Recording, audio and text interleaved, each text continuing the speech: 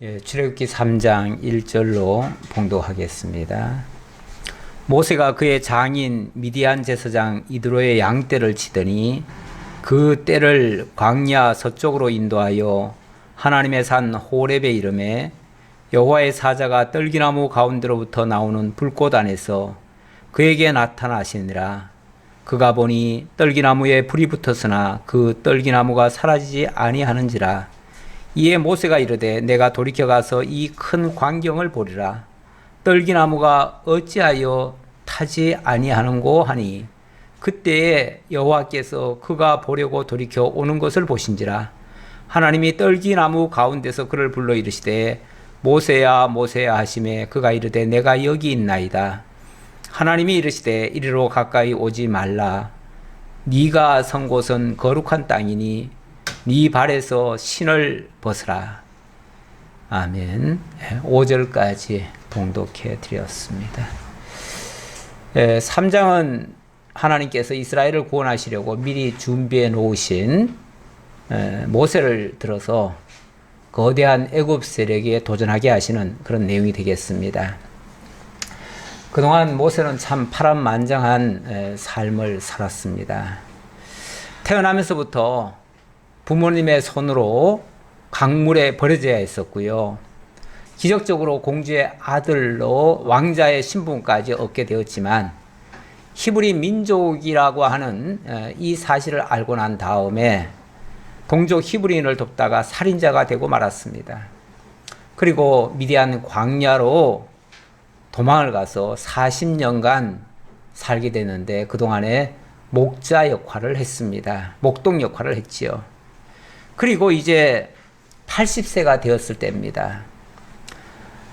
인생으로 말하면 이제 다 산 거죠.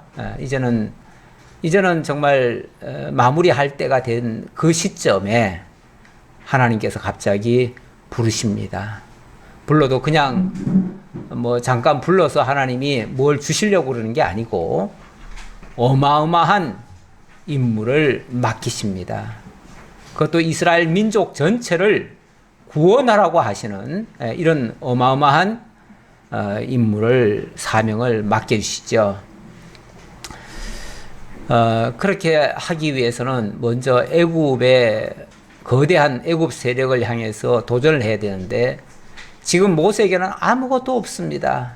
빈털털이 그야말로 몸 하나밖에 없는데 그나마 그 몸도 이제 80세가 되어서 세상적으로 보면 더 이상 아무것도 할 수 없는 그때입니다.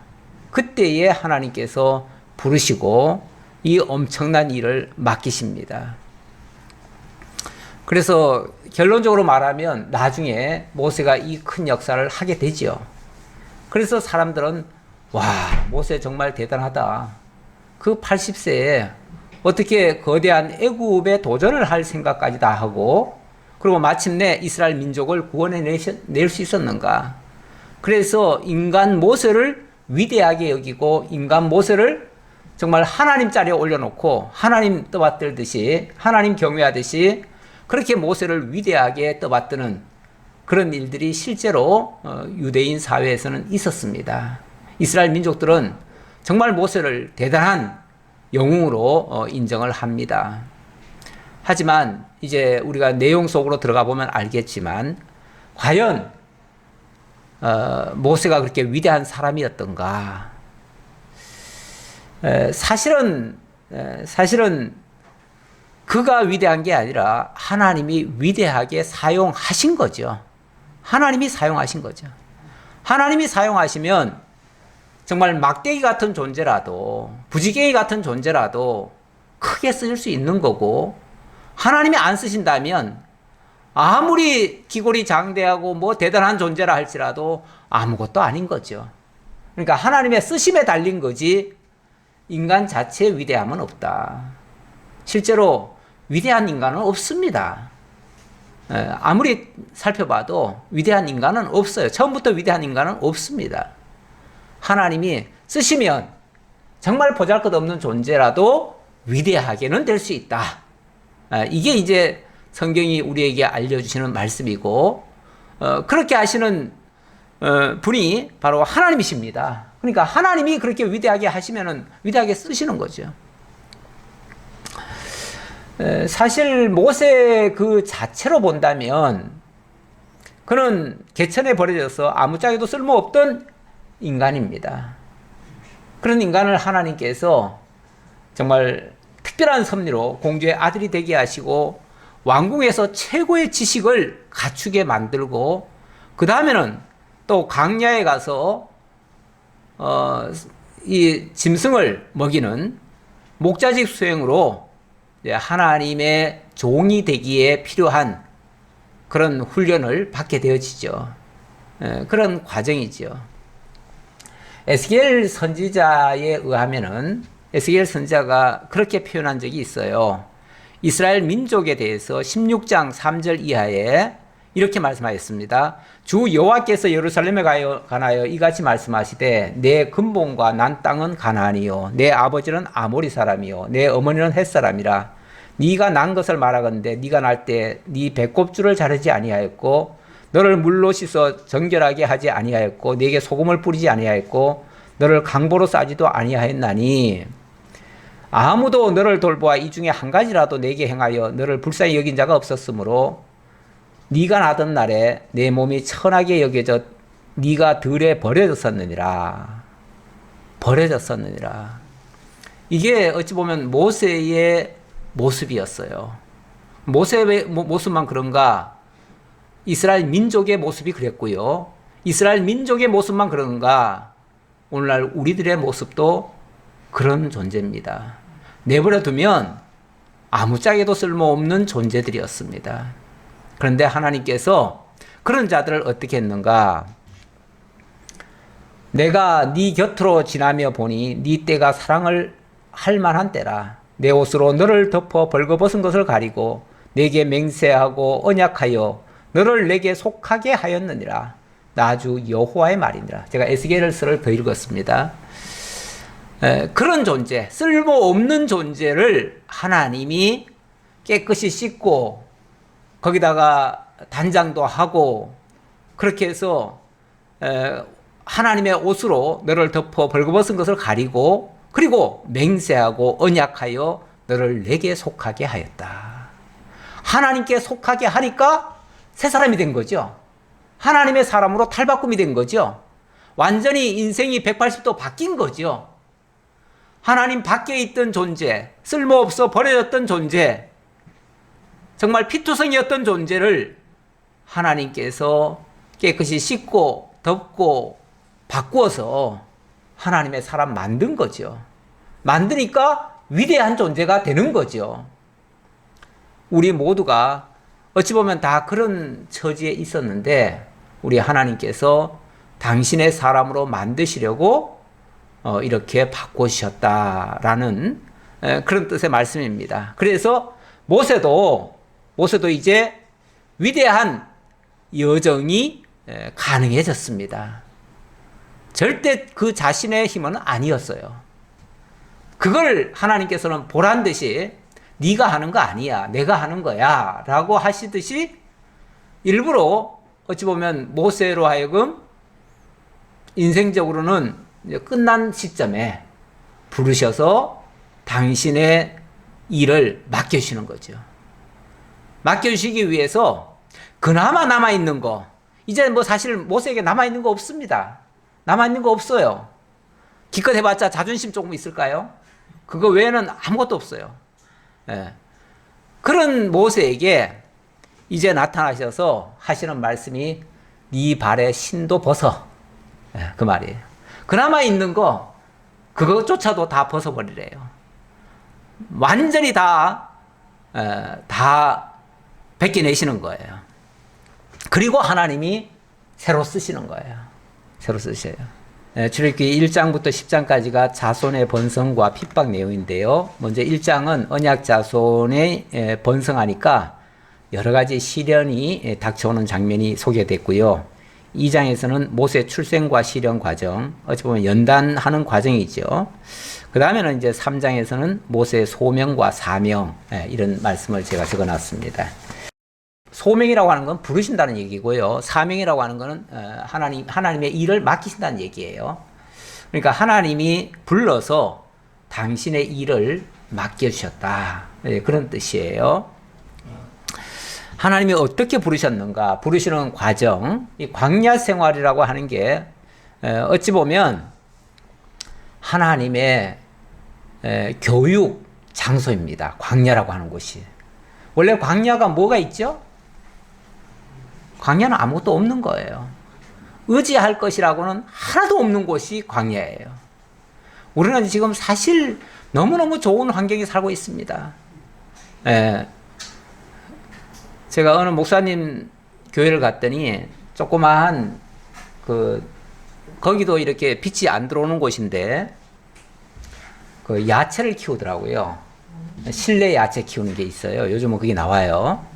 그 빛을 비춰가지고 야채를 키우는데 거기서 나오는 걸로 뜯어가지고 상추 싸먹을 수 있대요. 먹고 살 수 있대요. 그 몇 포기 심어가지고도 뜯어먹고 산대요. 매주 뜯어먹고. 그리고 또 그게 인테리어도 되더라고요. 그래서 예배당에 그가 참 좋겠다 싶은 생각이 들긴 들더라고요. 거기는 물론 인테리어 상으로 갖다 놨는데 또 겸해서 뜯어먹기도 하고 아주 보기도 좋고 실내 안에서 키울 수 있다는 것이 대단하고요. 사실 여기 조금만 뭘 심어도 먹고 사는 거는 지장이 없거든요. 근데 제가 어릴 적에 어쩌면 그렇게 먹고 살 게 없었는지 모르겠어요. 아니 그 버려진 땅에 아무거나 심어도 먹고 살 텐데 왜 그때는 그걸 못했을까 싶어요. 생각도 안 났던 것 같아요. 그때는 뭘 해야 먹을지를 몰랐던 것 같아요. 지금 저 아프리카 소년들 보면 정말 먹을 게 아무것도 없어요. 오죽하면은 진흙으로 비스켓을 만들어서 먹더라고요. 도대체가 뭐 생각이 없어요. 그냥 뭐 생각을 할 수가 없어요. 뭐든지 다 보고 들은 게 있어야 생각이라도 할 텐데 보고 들은 것도 없어요. 그러니까 광야라고 하는 게 사실은 그런 곳이거든요. 아무것도 없는 것이거든요. 하나님은 모세를 그런 데다 갖다 놓고 그야말로 하나님의 인도 없이는 정말 단 하루도 살아갈 수 없는 상황에다가 내던져 놓고 그리고 교육을 시키는 거예요. 교육시키는데 우리 인간의 교육이라고 하는 거는요. 자기가 가지고 있는 게 예를 들어서 한 10이라고 하는 숫자가 4개 있다고 칩시다. 그러면은 인간의 교육 목표는요. 인간 자기 개발입니다. 개발. 그러니까 있는 것을 일깨워 가지고 그걸 더 좋게 만드는 겁니다. 그래서 인간의 자기 능력 뭐에다가 플러스 교육을 시키면은 막 10로 100으로 막 바뀌죠. 이렇게 해서 정말 훌륭한 인재를 만들어내요. 그러니까 있는 것을 어찌 보면 더 좋게 만드는 거죠. 이게 이제 인간의 교육 방식인데 하나님의 교육 방식은요. 그나마 있는 것도 다 없애요. 하나님 있는 것도 다 빼내요. 빼내는 작업을 하셔요. 어찌 보면 빼내는 작업 해가지고 정말 나는 아무것도 없습니다. 나는 할 수가 없습니다. 이렇게 만들어 버려요. 그 과정에서 하나님만 의지하게 만들고 하나님의 인도 따라만 살아가도록 이렇게 교육시키는 게 하나님의 교육 방식 같아요. 그러니까 그런 장소로서 최적의 장소가 어디입니까? 광야예요. 풍성한 데로 데려다 놓으면은 교육이 안 돼요. 풍성한 데 갖다 놓으면은 늘 그냥 제공되니까요. 모든 게 다 제공되니까 내가 할 게 아무것도 없잖아요. 의지할 것도 없고요. 바랄 것도 없고요. 하나님 찾을 것도 없어요. 그럴 때는. 근데 아무것도 없을 때는요. 그저 바라만 봐야 돼요. 뭔가 누가 도와주지 않나 하고 누가 도와주기 손길만 바라야 돼요. 그야말로 하늘만 바라보고 사는 거예요. 우리 하나님께서 당신의 종으로 쓰시는 자를 이런 식의 교육을 시키십니다. 그러려고 어찌 보면 광야로 내보내신 거예요. 그것도 하루 이틀에 빠지지 않아요. 그 애굽에서 어찌 보면 40년간 살면서 왕궁에서 얼마나 화려하게 얼마나 멋지게 살았겠습니까? 얼마나 많이 배우고 그런데 그 많이 배우고 그런 것들 어찌 보면 다 쓸모없게 만드시고 그런 게 너희를 살리는 게 아니야. 내가 너희를 살려 라고 하시는 하나님의 새로운 교육 방식으로 바꾸시는 거죠. 이렇게 하나님이 광야로 인도하셨습니다. 그래 놓고 40년이 지났습니다. 이제 모세에게는요, 과거의 왕자로서의 그 화려하고 아름답던 것들은 다 사라졌습니다. 없습니다, 이제. 다 빼내신 거예요. 다 빼내시고, 그리고 이제는 보잘것없는 목부의 모습입니다. 정말 처량한 모습이죠. 그런 모세. 그래서 모세가 그의 장인 미디안 제사장 이드로의 양떼를 치더니 그 떼를 광야 서쪽으로 인도하여 하나님의 산 호렙에 이르매 여호와의 사자가 떨기나무 가운데로부터 나오는 불꽃 안에서 그에게 나타나시니라. 떨기나무 가운데로부터 나오는 불꽃 안에서. 뭐 떨기나무가 원래 뭐 불꽃이 나옵니까? 아니죠. 떨기나무는 어찌 보면 뭐 그냥 광야에서 그 척박한 곳에서 평소에는 죽었는지 죽은 것 같아요. 죽은 존재 같았는데 광야에도 1년에 몇 차례는 비가 오긴 오거든요. 그 비 올 때만 어찌 보면 반짝 자라가지고 살아있다가 그 다음부터는 또 앙상하게 있는 그런 나무예요. 정말 쓸모도 없고 그런 나무들이 가끔씩 사막에 여기저기 조금씩 있어요.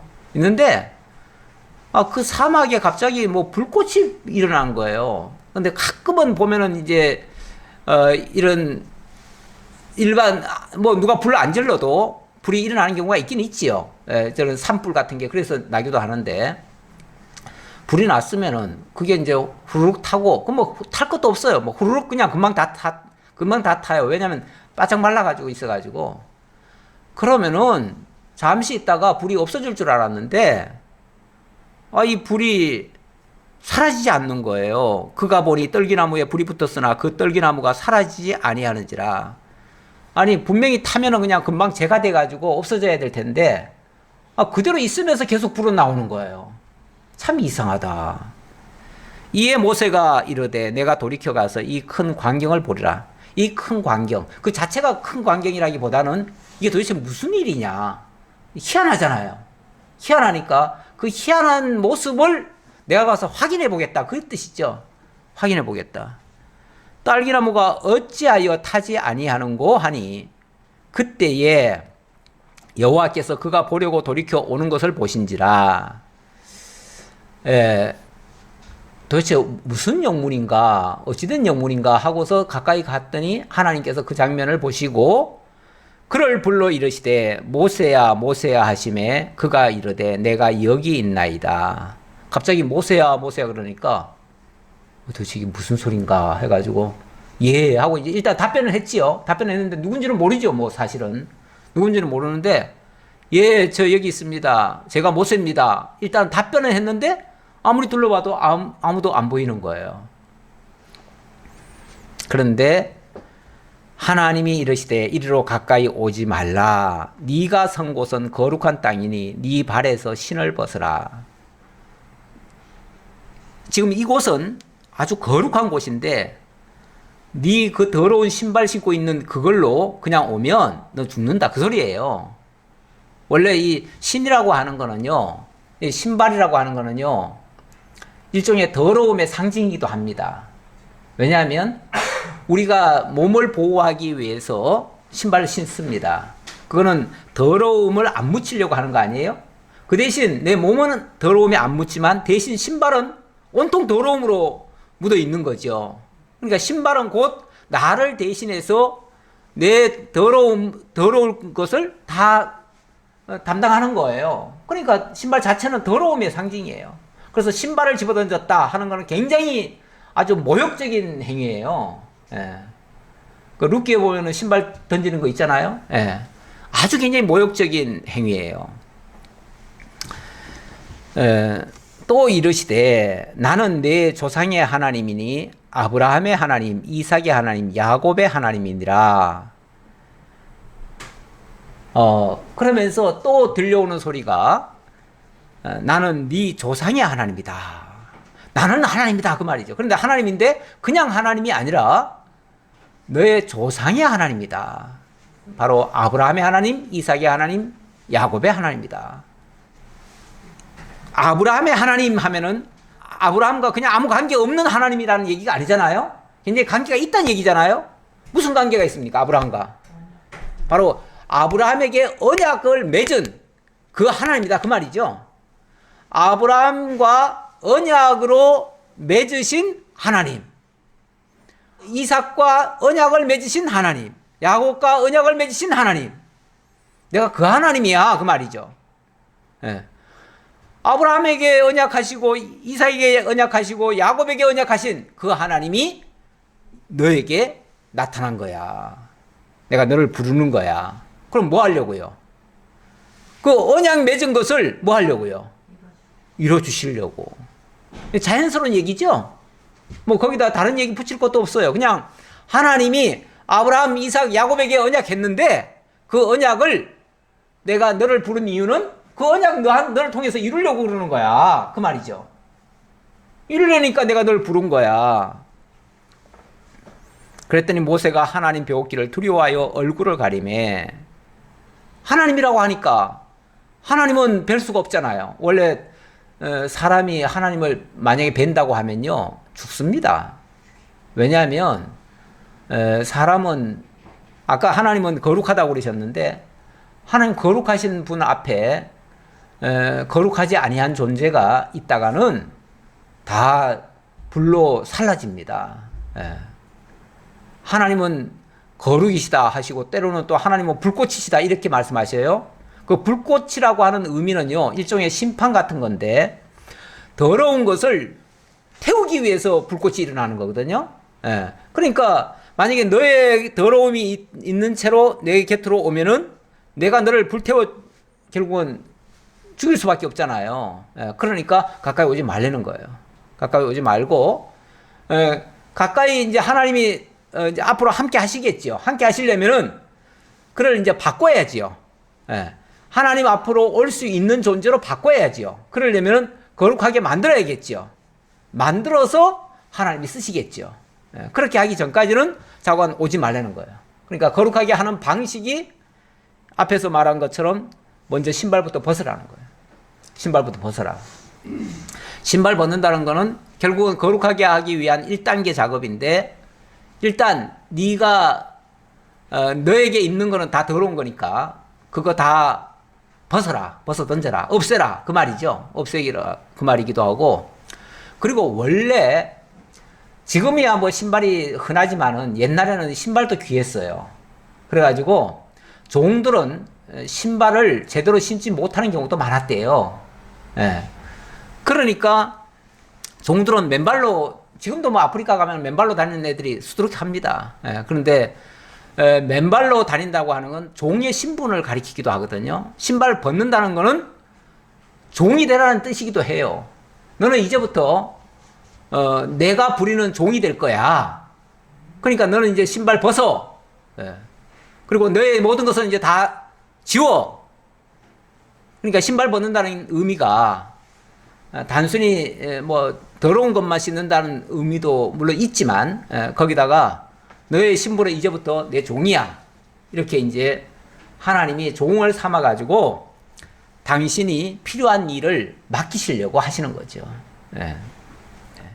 여호와께서 이르시되 내가 애굽에 있는 내 백성의 고통을 분명히 보고 그들의 감독자로 말미암아 부르짖음을 듣고 그 근심을 알고 하나님이 보고 듣고 알고 이렇게 얘기하시네요. 그렇죠? 지난 400여 년간 하나님은 이스라엘 민족을 마치 잊으신 것처럼 내버려 두셨잖아요.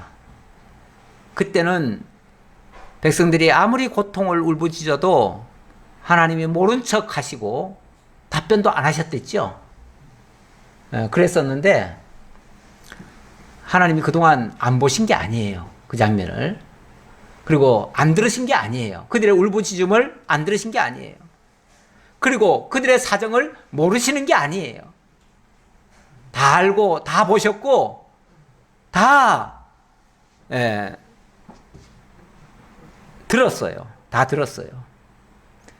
다만 아직 때가 안 됐기 때문에 그래서 하나님이 그동안은 잠자코 계신 것처럼 계셨고 이제는 그 때가 됐기 때문에 그래서 8절에 내가 내려가서 그들을 애굽인의 손에서 건져내고 이제부터 일한다 그 말이죠. 이제 일하겠다.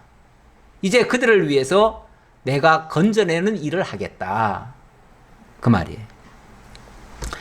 그러면서 그들을 그 땅에서 인도하여 아름답고 광대한 땅, 젖과 꿀이 흐르는 땅, 곧 가나안 족속, 헷 족속, 아모리 족속, 브리스 족속, 히위 족속, 여부수 족속의 지방에 데려가려 하노라. 지금 여기 열거했던 이 7개 가나안 7족속이라고 하지요. 소위 가나안 7족속들, 그 땅이 바로 가나안 땅입니다. 그 가나안 땅으로 이제 데리고 가려고 한다. 데리고 가려고 하면 사실은 장애가 많죠. 당장 애굽에 종사를 지금 하고 있는데 거기서부터 일단 끄집어내야지요. 끄집어내는 일부터 해야 되는데 끄집어내는 일이 보통 일이 아닌데 하나님께서 내가 내려가서 그들을 애굽인의 손에서 건져내고 이것부터 하겠다는 거예요. 자, 이제 지금부터 내가 일을 하련다. 어떻게 해요? 내가 이제 애굽에 내려가서 내 백성을 이끌어낼 것이다. 애굽인의 손에서 건져낼 것이다. 애굽인의 손 아래 들어가 있잖아요. 애굽인의 종이 돼버렸잖아요. 종이 됐는데 거기서 내가 이끌어내겠다. 그리고 그들을 그 땅으로 약속의 땅으로 인도하여 아름답고 광대한 땅, 젖과 꿀이 흐르는 땅, 그곳으로 내가 인도하겠다. 아주 구체적인 내용까지 말씀하십니다. 그러면서 이제 가라. 자, 내가 이런 계획이 있으니 이제 너는 가라. 그 말이잖아요. 내가 이런 계획이 있고 내가 이렇게 할 거니까 이제 너는 가라. 그 말이죠. 그러면서 이스라엘 자손의 부르짖음이 내게 달하고 애굽 사람이 그들을 괴롭히는 학대도 내가 보았으니 이제 내가 너를 바로에게 보내어 너에게 내 백성 이스라엘 자손을 애굽에서 인도하여 내게 하리라. 누가 한다는 얘기예요? 하나님이 하게 하시겠다 그 얘기잖아요. 내가 그렇게 할 거야 그 말이죠. 네. 너는 그냥 가. 내가 이렇게 할게. 그러면 모세 보고 하라는 얘기입니까? 모세를 내가 쓰겠다는 겁니까? 모세를 쓰겠다는 거죠. 모세를 써서 내게 하리라. 그러니까 내가 너를 도구로 써서 이런 일을 할 거야 라는 말씀이죠. 근데 이 말을 모세는 어떻게 알아듣죠? 예. 11절에 보니까 모세가 하나님께 아뢰되 내가 누구이기에 바로에게 가며 이스라엘 자손을 애굽에서 인도하여 내리까? 내가 뭔데? 내가 무슨 힘으로 애굽에 내려가서 이스라엘 민족을 그 바로의 손에서부터 건져낼 수 있겠습니까? 이렇게 답을 하네요. 사람들이 이런 착각을 많이 하지요. 예. 하나님은 당신이 하시겠다는 얘기인데 사실 성경 전체를 다 살펴봐도 주어는 하나님이고요. 동사는 하나님이 하신다는 거예요. 그러면 하나님이 하시겠다는 뜻인데 전부 다 성경 말씀이 전체가 다 사실은 하나님이 하시겠다는 뜻인데 그런데 사람들이 자꾸만 이걸 하나님의 명령으로만 자꾸 받아요.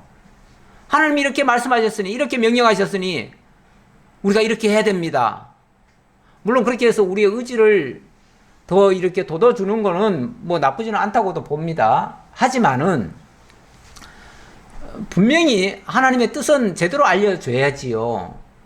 하나님이 지금 무슨 의도로 그렇게 하시는지 하나님 당신 보여주고 깨닫게 하고 당신 믿게 하려고 지금 하는 일인데 그러려면은 하나님이 어떻게 하시는가를 우리로 하여금 깨달아야 될 거 아니에요. 깨달으려면은 우리가 거기 현장에 가 있어야 그걸 볼 것이고 그렇죠. 그러니까 우리도 그 하나님의 일에 참여는 해야지요. 그래야 하나님의 역사를 보니까. 하지만 어디까지나 하나님이 내가 하는 거를 네가 좀 보고 내가 너를 통해서 이렇게 할 거니까 네가 깨닫도록 하기 위해서 그렇게 하겠다는 건데 사람들은 자꾸만 내가 해야 되고 내가 하나님을 도와드려야 되고 내가 하나님을 위해서 하는 것처럼 이렇게 자꾸 생각하고 그렇게 얘기를 해요. 근데 엄밀하게 말하면 이거는 약간 오버하는 거예요. 주제가 조금 넘은 거예요. 그러니까 하나님의 의도대로 하려는 생각보다는 자기가 뭔가를 할 수 있는 존재인 것이냐 이렇게 생각하는 거예요. 그러다 보니까 인간이 자꾸만 월권을 하지요. 하나님의 뜻에 순복을 하려는 자세보다는, 그래서 때때로는 하나님 왜 이렇게 하십니까? 왜 내가 이렇게 해달라는데 왜 안 해주십니까? 하고 강짜도 놓지요.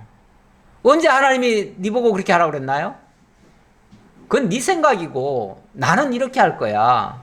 그럼 내 말 들어야지. 이렇게 말씀하시죠. 오히려 하나님은 당신의 뜻을 밝히십니다. 계속해서 당신의 뜻을 밝히셔요. 성경은 당신의 뜻을 계속해서 우리에게 알려주는 거예요. 내 생각은 이거야. 나는 이걸 원해. 나는 이렇게 할 거야. 그러니 너도 이 일에 참여해. 내가 하는 이 일을 통해서 네가 하는 것을 깨달아. 이렇게 말씀하시는데, 하나님 말씀해놓고는 왜 안 해주십니까? 왜 내가 이렇게 하고 싶은데 왜 내 말 안 들어주십니까? 하나님 살아계십니까? 안 살아계십니까? 자꾸 이렇게 따져요. 예. 아니 자기 뜻 안 이루어준다고 하나님 살아계시냐고 자꾸 반문하면 그건 네가 그렇게 생각하는 거지. 나는 그렇게 말한 적이 없는데 네가 왜 그렇게 생각하고 네 거 안 이루어준다고 내가 있느니 없느니 그런 소리 아니야. 이러시죠. 예. 예, 그래서 인간이 자꾸만 착각을 하고 있다. 하나님의 뜻을 모르고 오해를 하는 경우가 많다. 그 말씀을 좀 드렸고요. 그랬더니 하나님이 이러시되 내가 반드시 너와 함께 있으리라. 너 보고 하라는 게 아니고 내가 너와 함께 있어서 하게 할 거야. 그 말이죠. 함께 한다는 말도 하나님의 뒤에서 내 등 뒤에서 날 도와주시는 분이라고 생각하지 말고 하나님이 나와 함께 하시면서 적극적으로 나를 쓰신다는 거예요. 이렇게 보셔야지. 그러니까 하나님이 주관자인 것으로 인정을 해야지 하나님을 명령자 정도로 생각하면 안 된다. 그 얘기를 또 계속 하게 되네요. 근데 모세는 사실 아직까지 거기까지는 못 믿죠. 모세가 이 정도 얘기하는 거는요, 사실 이제 처음 하나님 어찌 보면 만나가지고 이 정도 반문하고 질문하는 정도는 애교로 봐줘야 됩니다. 우리는 하나님 오래 믿었으면서도 가끔씩 하나님 앞에 강자 놓잖아요. 예. 초기에 하나님 뜻도 잘 모르고 그럴 때 우리가 때때로 하나님 불순종하고 내 고집 피우고 하나님 말씀 안 듣고 하는 거는 그렇게 나쁜 게 아니에요. 물론 인간의 본성이 나오니까 그 정도는 우리도 다 그랬어 라고 생각하면 돼요. 그런데 하나님 안다고 하면서 그러면 그건 이제 고약하죠. 그러니까 우리가 하나님을 믿는다고 하면서 안다고 하면서 지식적으로는 잘 알면서 그러면서도 우리가 하나님의 말씀에 순종하지 않는다면 그거는 사실 모세보다 더 나쁜 거죠.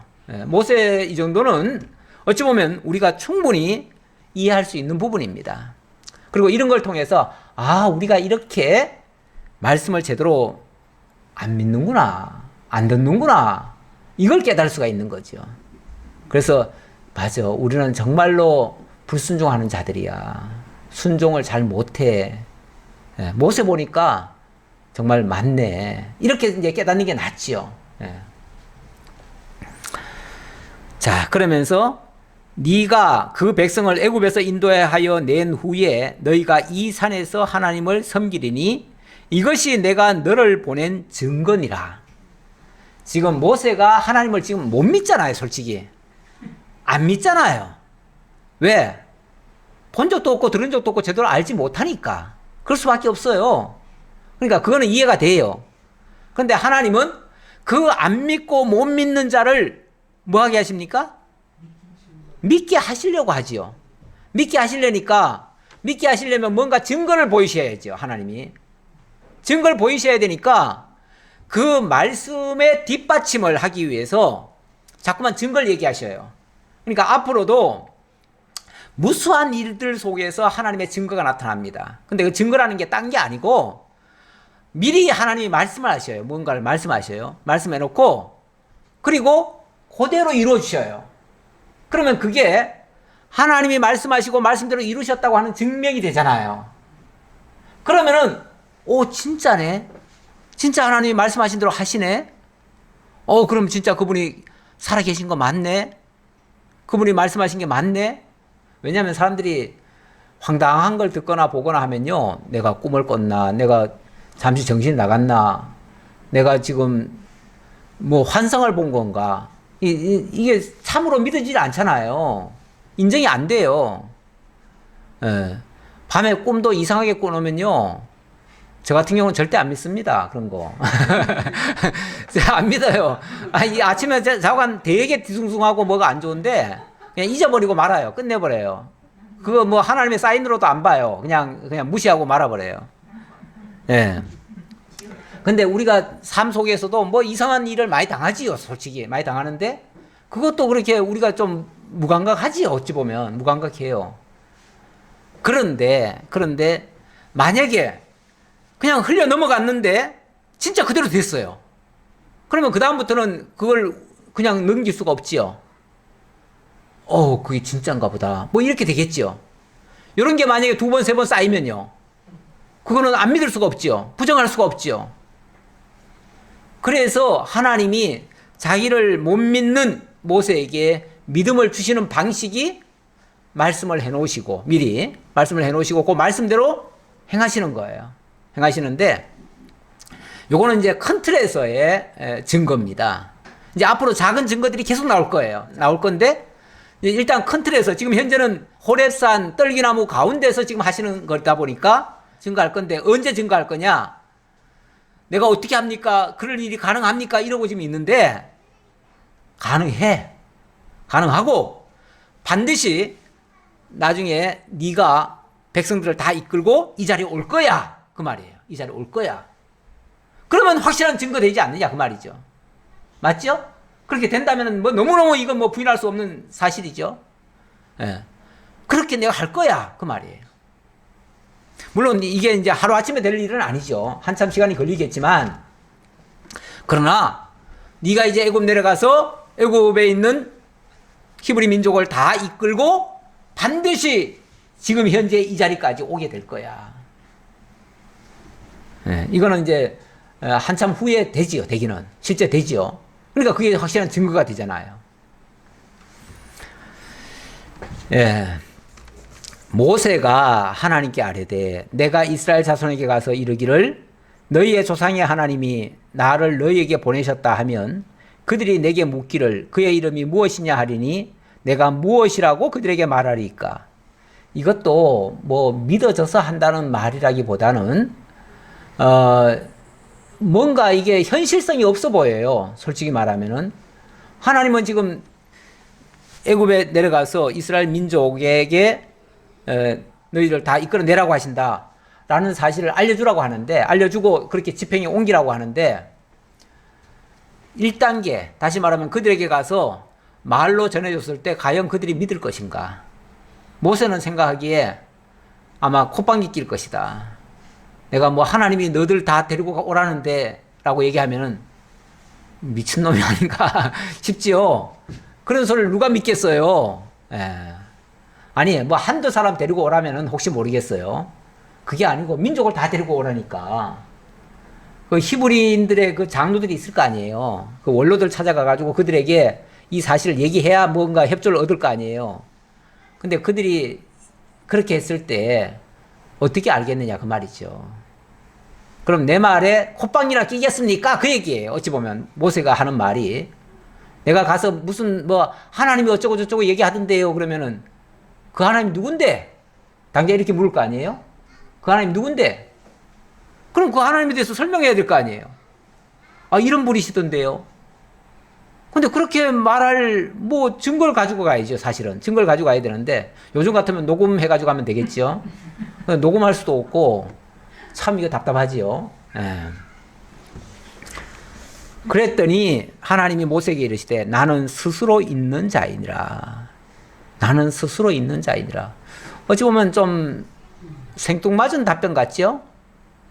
하나님 누구신데요? 뭐라고 얘기할까요? 라고 했더니 나는 스스로 있는 자야 라고 얘기를 하시네요. 스스로 있는 자. 사실 이 단어가 굉장히 중요한, 나는 출애굽기에서는 가장 중요한 부분이 아닌가 싶습니다. 사실 성경 전체가 무슨 얘기라고 그랬습니까? 하나님 자기 계시의 말씀이라고 그랬죠. 자기가 어떠신 분인지, 하나님이 어떤 분인지를 알려주는 내용 아닙니까? 네. 나는 이런 존재야 라는 거, 하나님이 어떤 분이신가를 알려주는 게 바로 성경인데, 성경 전체를 통해서 뭐 야금야금 알려주시죠.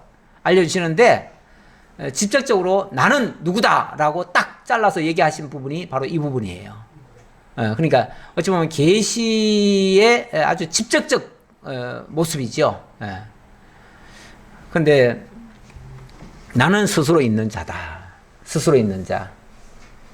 근데 뭐 별말 아닌 것 같기도 한데, 얼른 들으면. 그쵸? 나 스스로 있는 자야. 스스로 있는 자? 그럼 뭐 누구는 스스로 있는 자 아닌가? 맞나요? 누구는 스스로 있는 자인가요? 이제 곰곰이 생각해 보면 이 세상에 스스로 있는 자는 아무도 없습니다. 사실은 없어요. 왜요? 우리가 지금 추석인데 추석 때면은 조상을 생각하지요. 부모를 생각하고. 왜 부모 조상을 생각합니까? 우리가 그분에게서 나왔으니까, 그분을 통해서 왔으니까. 그래서 그것의 소중함을 느끼고 그분을 한번 기리거나 생각하거나 찾아뵙고 인사하거나 뭐 하겠다는 거 아닙니까?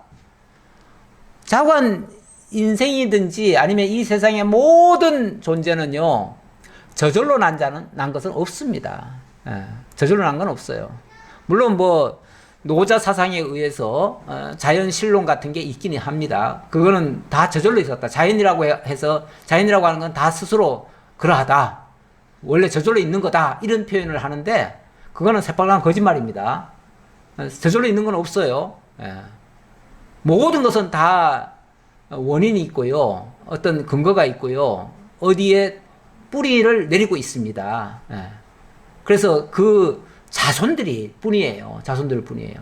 그런데 스스로 있는 자는 그런 거 없이 영원 자존하신 분이에요.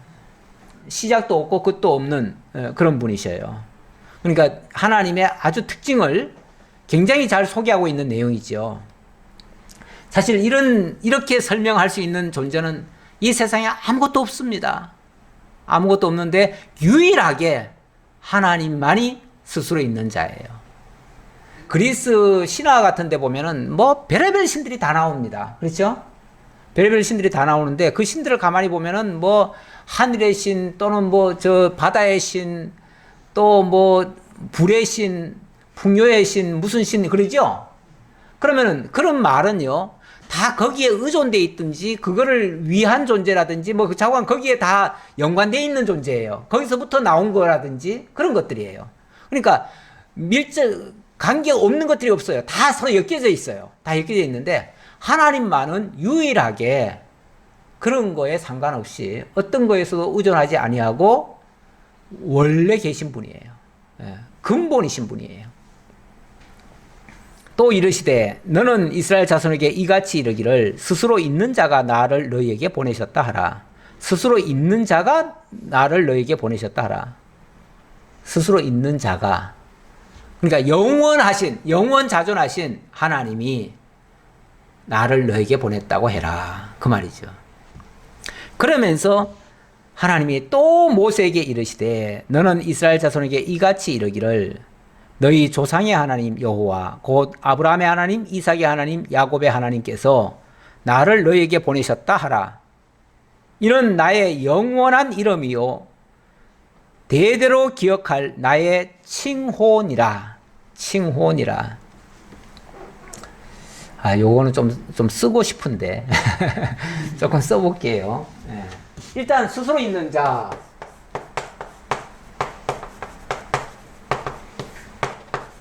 자, 여기에 대해서 또 말씀하셨다. 그러니까 좀 세부적으로 얘기했다, 그 얘기죠. 세부적으로 얘기하기 위해서 얘기하는데 나는 네 조상의 하나님 여호와다. 여호와다. 자, 이러니까 이것만 보면은 스스로 있는 자와 여호와는 이 꼴이죠. 이 꼴인데 그러다 보니까 어떻게 이해를 하냐면은 여호와라는 뜻이 스스로 있는 자라는 뜻이구나. 이렇게 이제 받아들여요. 제가 그렇게 설명하는 게 아니고 그렇게 다 받아들여요. 그래가지고 여호와 그러면 여호와라는 뜻이 무슨 뜻입니까? 그러면은 스스로 있는 자라는 뜻이야. 이렇게 얘기하시는 분이 많아요. 의외로 많아요. 의외로 많은 정도가 아니라 대다수예요. 근데 요 맥락을 좀 잘 이해를 하셔야 됩니다. 잘 이해를 하셔야 되는데 일단은 스스로 있는 자라는 의미가 있고요. 이 스스로 있는 자는 아까 제가 그랬습니다. 영원 자존하신 분이다. 영원하신 분이고 자존하신 분이고 근본이신 분이고 유일하신 분이고 이 세상의 모든 삼라만상의 근원이신 분이에요. 근원이신 분이에요. 그러니까 창조주도 되시고 그러니까 모든 것을 다 지금 담고 있는 표현이 스스로 있는 자인데 그러면은 여호와는 조상의 하나님이라고 표현했잖아요. 그렇죠. 바로 이 부분을 좀 간과하신 것 같아요. 근데 이 여호와는 뭐라고 얘기를 했냐면 내 조상의 하나님, 내 조상의 하나님. 그러면서 조상의 하나님이 무슨 의미인가를 다시 설명하는데 아브라함의 하나님, 이삭의 하나님, 야곱의 하나님이니라. 이건 제가 이제 서두에 사실은 제가 설명을 드려가지고 좀 중복되는데 내 조상의 하나님 아브라함, 이삭, 야곱 이들에게 하나님이 되셨다. 하나님 되신 분이다. 근데 이들에게 하나님이라는 얘기는 이들과 그냥 아무 관계 없는데 그냥 하나님이다. 가 아니고 밀접한 관계가 있다는 얘기예요. 뭘로 관계가 있느냐? 언약으로 맺었다. 그러니까 언약 맺은 관계다 그 말이죠. 예. 그래서 언약의 하나님이에요. 그러니까 내 조상의 하나님은 다른 말로 하면 언약의 하나님. 언약을 하셨는데 그 하나님이 나를 너에게 보내셨다 하라. 이렇게 아브라함과 이삭과 야곱에게 딴 관계 아니에요. 언약한 거지. 다른 거는 생각할 것도 없어요. 사실은 언약한 거예요. 언약하신 그분이 나를 너에게 보냈다고 하라. 그러면은 그거 이루기 위해서 보냈다 하라. 그 말이잖아요. 언약을 이루기 위해서 보냈다 하라. 그러니까 이 여호와라고 하는 이 단어는 결국은 언약의 하나님이 언약을 이루시기 위해서 보내시는 분 이렇게 되는 거죠. 예.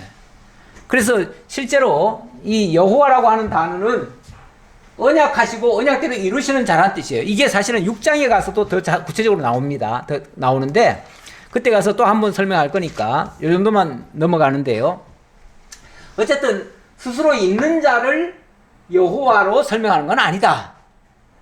스스로 있는 자는 하나님의 근원을 얘기하는 거예요. 근원을 얘기하고 그 하나님이 이스라엘 민족에게는 어떻게 나타나셨는가? 여호와로 나타나셨다. 언약하시고 언약대로 이루시기 위해서 나타나셨다. 그러면서 인원 하는 말은 여호와라는 뜻이에요. 이 여호와라고 하는 이 이름은 여호와의 이름이죠. 쉽게 말하면 여호와라고 하는 이 이름은 나의 영원한 이름이요 대대로 기억할 나의 칭호니라. 칭호. 그 불리어지는 이름이라는 뜻인데 불리어지는 이름 그냥 단순히 여호와로 불리어진다. 이제 그 뜻으로 이제 우리 성경이 지금 번역이 되어 있는데 사실은 이 부분은 저는 개역 성경이 더 낮게 번역되지 않았나 싶어요. 개역 성경에는 뭐라고 되어 있냐면은 표호라고 되어 있어요. 표호. 이거는 단순히 이름으로 불리어진다는 얘기인데 칭은 불릴 친자잖아요. 그러니까 이름으로 불리어진다는 얘기인데 이거는 그냥 이름으로 불리어지는 게 아니라 그 이름이 표가 된다는 얘기예요.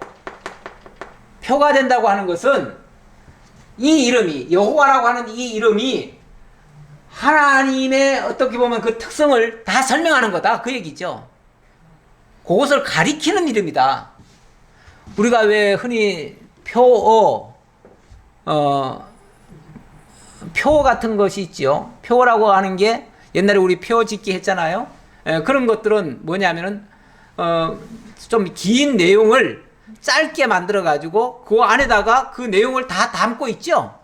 그래서 그 표만 보면은 무슨 의도인지 다 알지요. 뭐 전체를 가리키기 위해서 짧게 만들어 놓은 이름이에요. 그런데 이름도 마찬가지예요.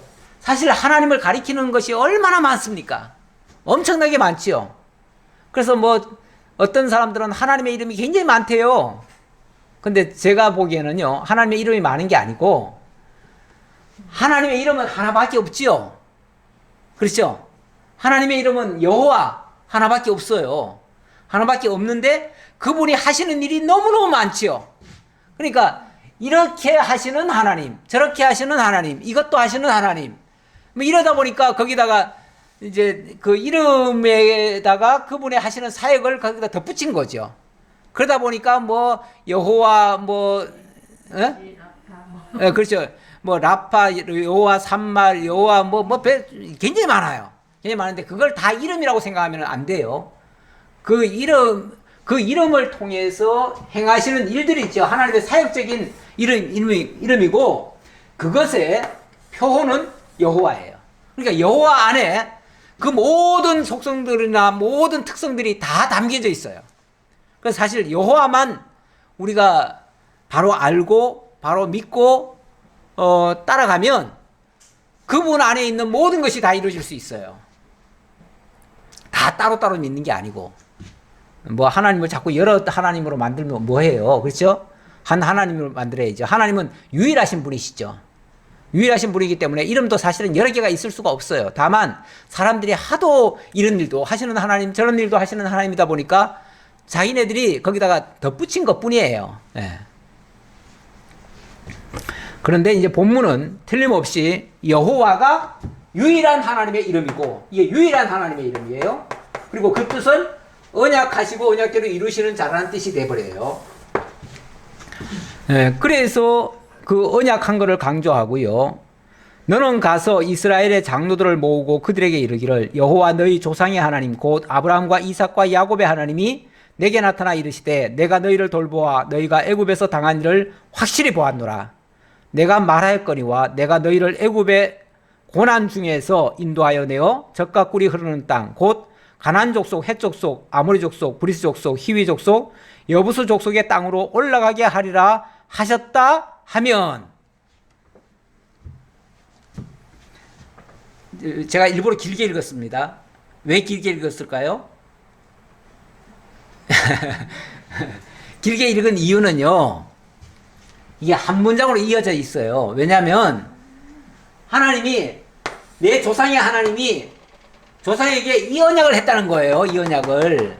다시 말하면 이 가나안 7족 속의 이 땅을 너희에게 주기로 맹세를 했다 그 말이에요. 하나님이 맹세를 했기 때문에 그거 이루어 주려면은 이제 너희를 이끌고 가야 되지 않느냐 그 말이죠. 그러니까 이 하나님이 바로 이렇게 구체적인 언약을 하셨다.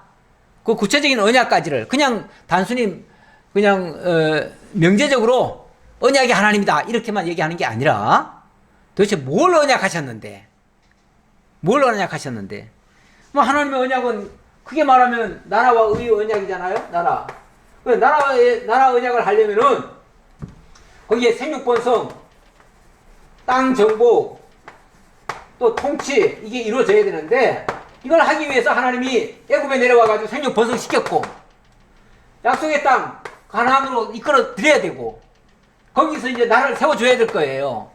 이렇게 해야 온전한 나라 언약이 이루어지는데 그렇게 하려면은 자 애굽에는 생육 번성시키려고 내려왔어요. 그리고 또 하나의 이유라면 그때까지는 이 가나안 땅이 뭐였어요? 죄악이 관영하였기 때문에 그때는 거기서 바로 나라를 세울 수가 없어요. 백성도 많지 않고요. 그래서 그동안에 하나님께서 젖과 꿀이 흐르는 땅으로 바꿔놓겠다는 거예요. 하나님이 바꿔놓을 테니까 너희들 애굽 내려가서 생육 번성하고 있어. 내가 때가 되면 너희들 불러가지고 이 땅에 와서 나라 세우게 할 거야. 이 얘기잖아요. 이거를 말씀 없이 그냥 했다면은 이제 와서 하나님이 핑계대는 것 같잖아요. 그럴까봐 일찌감치 아브라함에게 15장, 창세기 15장에서 하나님이 약속하시잖아요. 15장 13절 이하인가요? 네, 거기서 너는 정령히 알아라. 내가 내 민족을, 내 자손을 애굽 땅에 내려보내서 400년간 종살이 하게 하고 생육이 중다하면은 너희들 이끌어서 반드시 이 땅으로 돌아와서 내가 나라 세우게 할 거야. 아주 구체적으로 얘기하시잖아요. 그대로 하시는 거잖아요. 그러니까 이 언약을 기억하고 있는 장로들, 이 장로들이 이 언약을 기억하고만 있다면 이 말이 무슨 말인지 알지요? 이렇게 얘기하면. 물론 뭐 다 잊어버렸으면 모르겠죠. 그러나 장로들은 기본적으로는 사실은 이 구전을 통해서 전승을 합니다. 예. 어쨌든 전승을 하는 게 그들의 의무예요. 예. 의무이기 때문에 그 전승을 합니다. 그래서 장로들이라면은 그 사실을 알 것이다. 그러니까 요렇게 얘기하면 그들이 알 것이다. 그 말이죠. 그러면은 그들이 너의 말을 들으리니 너는 그들의 장로들과 함께 애굽 왕에게 이르기를 히브리 사람의 하나님 여호와께서 우리에게 임하셨은즉 우리가 우리 하나님 여호와께 제사를 드리려 하오니 사흘길쯤 광야로 가도록 허락하소서 하라. 일단 장로들한테 보내가지고 이 얘기를 하고 장로들과 함께 바로 왕한테 가서 이 얘기를 하라는 거예요. 하면은 그래, 아 그렇구나, 들어줘야지. 그럴까요? 하나님 요거까지 얘기하셔요. 내가 아노니 강한 손으로 치기 전에는 애굽 왕이 너희가 가도록 허락하지 아니하다가 내가 내 손을 들어 애굽 중에 여러 가지 이적으로 그 나라를 친 후에야 그가 너희를 보내리라. 절대 안 보낼 거다. 아니 내려 보내면서 바로가 너희 말 절대 안 들을 거야. 그러니까 너희들은 내려가. 아니 될 일을 시켜야지 안 될 일을 시켜요? 네, 우리 하나님 안 될 일 시켜요. 안 될 일을 하나님이 되게 하시려고. 그러니까 세상 사람은 안 들을 말, 세상 사람들이 이해 못할 말, 그런 걸 하나님이 시키셔요. 그래가지고 듣게 하려고. 그래서 하나님이 하신다는 걸 알게 하려고. 그래서 그래 말 안 듣지? 말 안 들으면 내가 그들 손 볼 거야.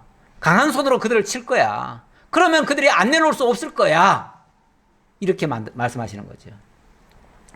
내가 애굽 사람으로 이 백성에게 은혜를 입히게 할지라 너희가 나갈 때 빈손으로 가지 아니하리니 여인들은 모두 그 이웃 사람과 및 자기 집에 거류하는 여인에게 은 패물과 금 패물과 의복을 구하여 너희의 자녀를 꾸미라. 너희는 애굽 사람들의 물품을 취하리라. 뿐만 아니라 거저 오는 것도 아니고요. 뭐 할 거다? 애굽 사람들로부터 금은 패물까지 다 가지고 올 거다. 애굽 사람들이 안 주고는 못 베기게 만들 거다. 그 얘기죠. 우리 하나님 올 때 필요한 자금까지 나중에 약속의 땅으로 돌아와 가지고 살 그 필요한 은금 패물까지도 다 갖고 오게 하시겠다는 거죠. 이렇게 하나님 철두철미하신 분이십니다. 안 되는 일 같아도요, 하나님 말씀 듣고 보면 다 됩니다. 네, 안 되는 것 같아도. 그래서 우리가 하나님 믿는 거 아닙니까? 솔직히 우리 생각대로 될 것 같으면 우리가 뭐하러 하나님 믿어요? 그냥 우리 자신 믿지요. 근데 우리 자신은 안 돼야 돼요. 안 되고 하나님의 뜻이 돼야 진짜 하나님의 위대하심이 드러날 거고, 그래서 우리가 그 하나님 믿고 그 안에서 하나님의 정말 만사 형통을 볼 수가 있는 겁니다. 기도하겠습니다. 아버지 하나님 감사합니다. 우리 하나님 저희에게 정말 꼭 필요한 말씀 주셨고 그 말씀대로 역사하시는 것을 깨닫게 하시니 참으로 감사합니다. 일찍이 모세도 이 사실을 몰랐지만 하나님께서 여러 가지 증거를 통해서 확인시켜 주시고 믿게 하셨습니다. 믿지 못하는 우리에게도 하나님께서 믿음 주실 줄 믿습니다. 정말 하나님을 바르게 깨달아 알고 믿고 그 안에서 평안함을 얻고 살아갈 수 있는 저희 모두가 되게 하옵소서. 이제 추석입니다. 추석을 맞아 또 원근각처로 흩어지는 성도님들이 있습니다. 오가는 길 주님께서 지켜주시고 온 가족들이 모일 때 서로 화평하고 아름답게 하나님의 말씀 같이 나누며 즐겁게 지내다가 돌아올 수 있도록 하나님 인도하시고, 무엇보다도 성도들의 건강 주님께서 지켜주시고, 코로나로부터도 안전할 수 있도록 주님께서 보호해 주옵소서. 모든 걸 감사드렸고 우리 주님 예수님 이름으로 기도하옵나이다. 아멘.